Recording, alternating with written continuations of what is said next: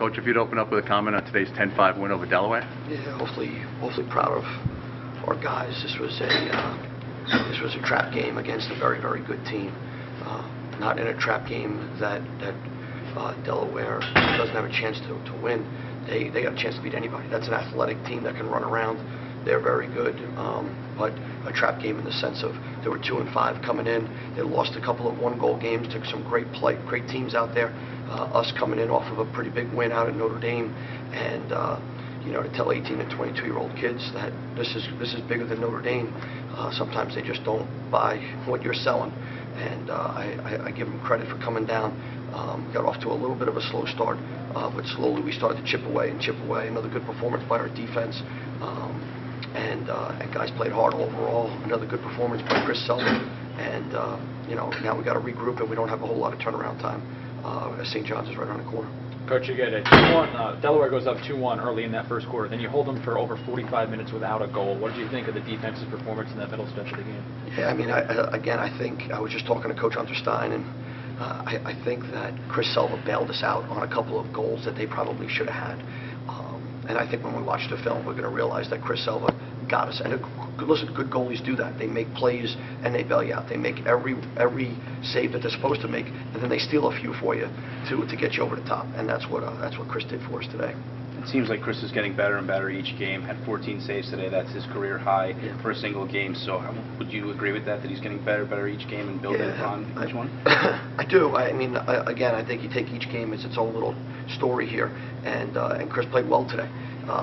We can't rely on Chris having 14 saves every time. There was a couple that were thrown inside. The one that really sticks out is their man-up opportunity.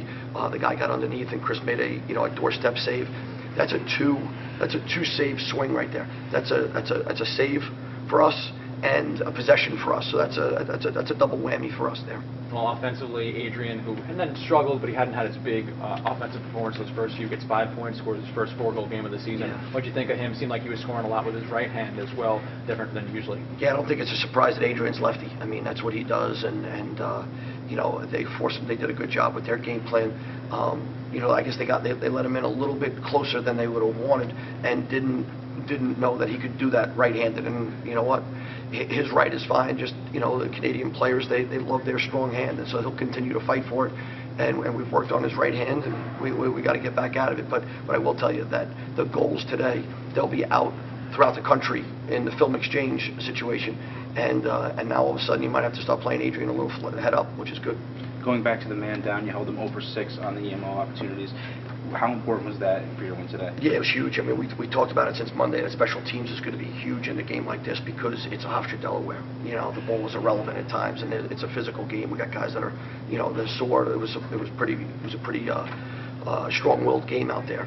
We were only 1 for 5 on man up, and there was one of them I think we tried to hold at the end of the half, and maybe even one at the end of the game. So with that, but we still got to do a better job than 1 for 5, because when you play a team like Delaware, you gotta go 2 for 5 or 3 for 5. The defense once again shutting down the top 3 scorers for Delaware. You got to be proud of the back 6. Yeah, I will tell you, the rope is doing a great job, and that's where it starts. Mark Mullen's doing a wonderful job on their top attackman. And then Cody Shalaya, he's taking care of another attackman, and Michael Hamilton played better, and he came here with something to prove because, he didn't think he had his best outing versus Notre Dame. And then you throw 33 in a goal, and those guys did a good job. We got caught. Those guys like to run. They like to score unsettled and push the ball. I thought our offensive guys got back in the hole quickly. And then when we did get caught on defense with our offensive middies, those guys really buckled down, did a good job. Only 4 of 14 on faceoffs. John didn't take any faceoffs in the fourth quarter. Is that just he was struggling? You went with other guys? Yeah, I mean, listen, we said all along that John's our guy, and that really doesn't change.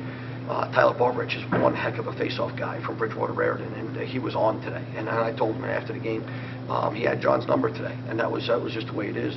So we had tried. We gave Gio Girardi a shot or two, and we gave Connor Hall got a shot, and then we said, listen, let's just face off with the pole, and then if we do lose, then let's make sure that we go out and have our rope on the floor ready, and this way we don't have to worry about changing. Also, Coach Lance goes out in the third quarter. It looked like the shoulder. Would just give us an update on him. Yeah, I don't know yet. I haven't, to be honest with you, I haven't even seen Sully or Lance. You know, he was holding his shoulder a little bit. I'm sure we'll go back and have the doctors take a look at it, and we'll go from there. Again, I don't really know much about it just yet.